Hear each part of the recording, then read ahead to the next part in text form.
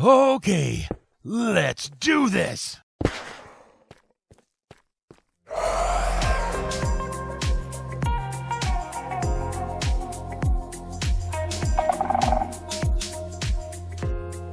Hello there and welcome back to Roguecraft. You've caught me out exploring the world for signs of mangrove and any treasure I can get my greedy little hands on.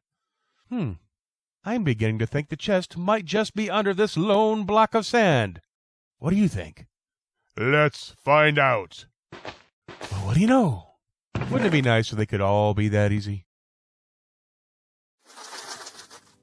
In the meantime, I've started expanding the home base. Instead of it just being one lonely glowberry rack, it's now 3 magnificent glowberry racks. I know. How does he do it? But seriously, ideas are still forming about what I want to do, and the lack of mangrove is still a bit of a holdup. But once I have some, then we'll see what we can come up with. So back to the exploring we go! Ooh, froggies. Ew, witch hut.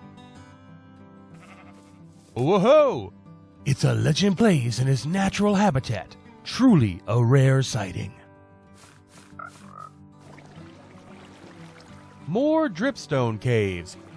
Don't get me wrong, dripstone is great for getting copper, but iron is still a bit hard to find on the server at the moment, with large portions of the caves beneath spawn being filled with water or copper.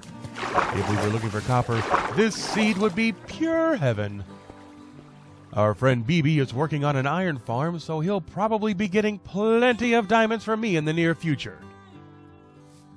Ooh, acacia. I know, not everyone's favorite tree, but it's still the first week, and one of the main goals is still just gathering basic resources. Acacia is one of those things you rarely need, but when you do, it's best to have it ready and waiting. Oh, bees! Sadly, still don't have any silk touch, otherwise I'd wait here and collect the hive when it was full. You know, the rules of gravity just aren't the same in Minecraft, are they? I don't know about you, but my favorite biome has always been the Shattered Savanna, or whatever they call them now. Like, what is it? The wind-swept hills? Yeah, I'd say it's safe to say the wind swept those hills all right.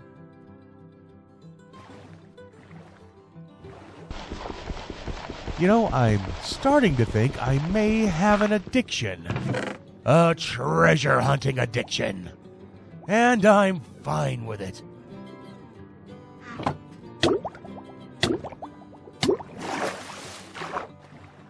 After raiding several more treasure chests and getting my fix of pirate booty, I decided it was time to head home. Once there, I started lighting up the caves under spawn so I could start working on the spider spawner I found last episode. I'm not a big fan of spider farms, especially when there's only one spawner to work off of, but it's still very early in the season and we don't even have scaffolding yet. I'm not going to do anything too fancy with this farm and might even leave it manual for now. The reality of a string farm is once you have a double chest of the stuff, that's probably going to be enough to last you all season. I might have to come down here from time to time to restock, but if I do, I can upgrade to farm then. Right now, a single chest full of string will be more than enough for the whole server for at least a month or two. And here we are with a functional spider farm, although it is 100% manual. I somehow managed to get Bane of Arthropods, Looting 3, and Sweeping Edge on my first diamond sword enchant, so although the sword is pretty useless everywhere else, it's exactly what I need right here. It's a little annoying that they insist on climbing the walls, but the bow on the offhand ensures I still get the effects of looting from the sword, so it's all good. Although there is a torch over here in the corner to provide some basic lighting, it does not reach into the farm. Let me just turn on a light overlay to show where mobs can spawn, and you can see the entire room is light level 0. The trapdoor in the entrance is just enough to prevent spiders from trying to leave the room, and for now, this will work well enough. Like I was saying earlier, we don't need a whole lot of string on this server, so I'll just AFK down here while I work on some real-world stuff, and by the time I'm done with my work, we'll have plenty of string and eyeballs to satisfy everybody's needs. After sorting out the spider spawner, I went off in search of mushrooms, partly to satisfy my need to collect and hoard every single block in the game, but also because I need 9 stacks of brown mushrooms. I tell you, there has to be a faster way to collect these than to chop down all the brown mushrooms across the land. And speaking of hoarding, the pile of chests out in front of my glowberry racks pretending to be a base are starting to get a bit silly.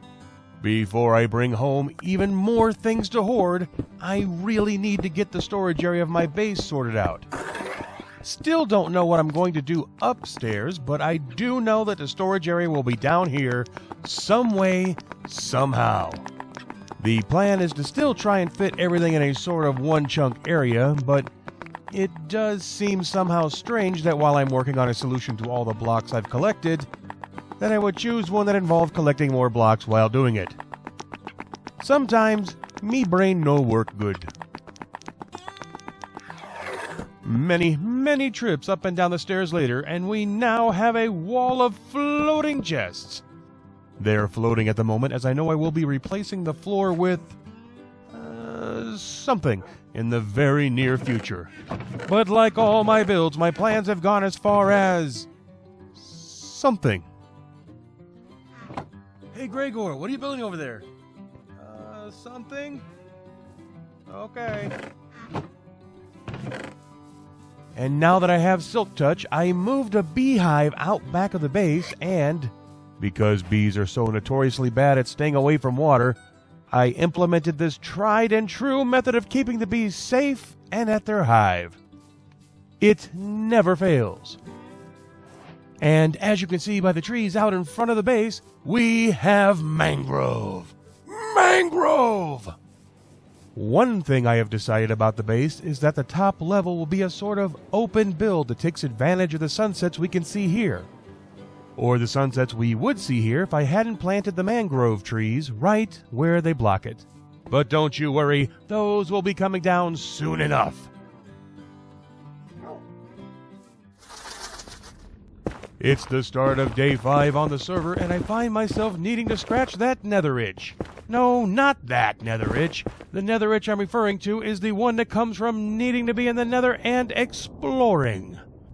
It wouldn't be a Gragore video if it didn't have something to do with the fortress.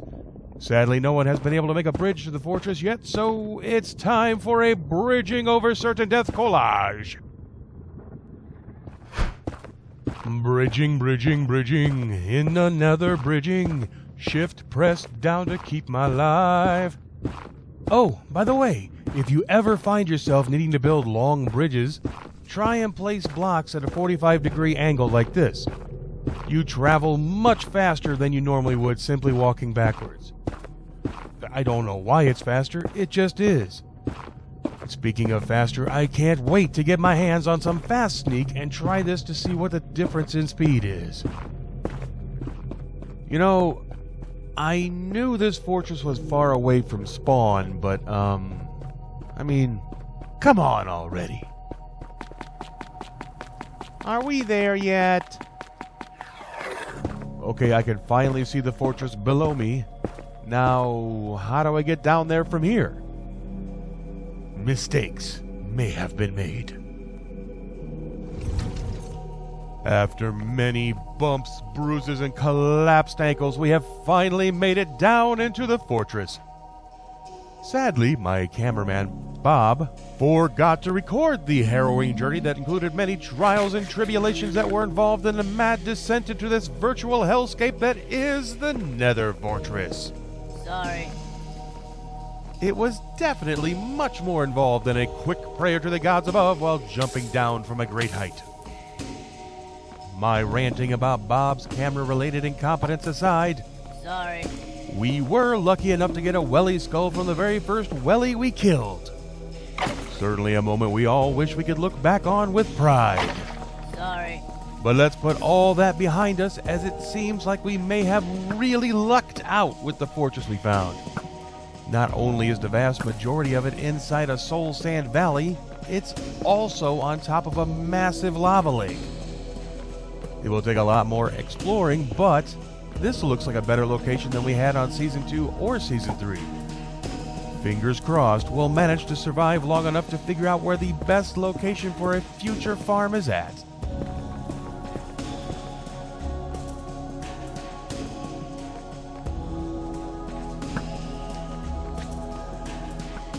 Mistakes have been made. So I've made this scenic platform for myself so that I could take in the views of the fortress while I wait for the Ziglins below to calm down. There was a crazy firefight with blazes, and the knockback pushed me into a Ziglin just as I was swinging my sword. A crowd of Ziglins swarmed at me, as they do. And it was all I could do to climb up and try and get away to a safe place while they count to 10 and calm down. And in true Bob fashion, Sorry. the camera was off again. While I'm up here, let me just comment on the craziness that is this fortress. I have never seen a fortress spawn like this. Aside from those little end-cap stair rooms you get from time to time, the entire fortress is just open-air walkways. There are no covered sections or interior hallways.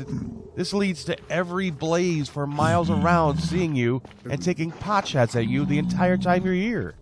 There's even a double blaze spawner out here in the middle of all this. I'm having to place pillars in the walkways just to hide behind, so I have enough cover to eat some food. This place is nuts. Thankfully, it's pretty calm right now, but just look at those shots coming out of the fog. I can't even see the blaze over there. On the good news side of things, I do have 3 welly skulls. I just need to make a mad dash for it and head on home before I get killed and lose everything. One mad dash later, and we're on our way to safety. I need to make sure I get a netherite sword before I come back here. Netherite with Smite 5 on it one-shots the wellies and makes the fortress just a little bit easier to handle. But that said, I have 3 skulls, and you know what that means. Cue the wither fight! Okay, it's time to take on the wither. I just gathered up a few buckets of milk. I have a golden apple. I have golden carrots. I have a Smite 5 sword, a Power 5 bow. I have torches. I have a tunnel full of little side branches to hide in should the battle go poorly. I think I can say with full confidence, I am prepared. The only thing missing is a hole with a bunch of chickens in it to get a few wither roses after the battle. But I don't have chickens, so let's do this. All right, let's back off while it's generating. Let's bring the golden apple down to the hot bar. And milk, yep. All right, let's go. Where is it? Where is it? What? Oh, there it is. There it is. Yep, take that. And that. And that. Take that. And maybe this. And a little of this, too. And something more. And another arrow. And another arrow. And another. Oh, there we go. He's glowing. Whackety, whackety, whackety.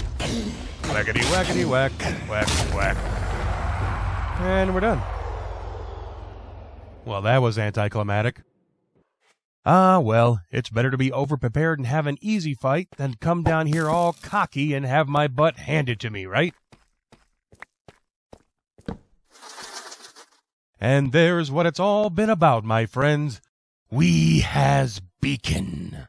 Now, granted, that's not a fully powered beacon by any means, but do you remember me saying iron has been hard to find on the server? That has been no lie. Here I am with my first beacon, and I only have 9 blocks of iron. I think I may need to go have a talk with BB and see how his iron farm is coming along. I think I'm going to cut it there today. Still no real work on the base, but we do have some basic storage set up. We have mangrove, we have a beacon, We built a bridge out to the fortress, so there's probably going to be a fortress farm in the near future, but for now, I am off building some basic bridges for everyone so they have an easier time getting to the hard-to-reach spots like the mangrove forest. You know, it's really easy to get distracted early on as you need everything, so there's no real wrong path to success, and you can just go with whatever squirrel you see and chase it. That said, I promise next time I will focus on the base and at least get the top level looking like something that resembles a structure that can keep the rain out. But until then, I have been Gragore, and this has been Roguecraft. Wherever you are and whatever you're doing, always try and find a way to have some fun. See ya!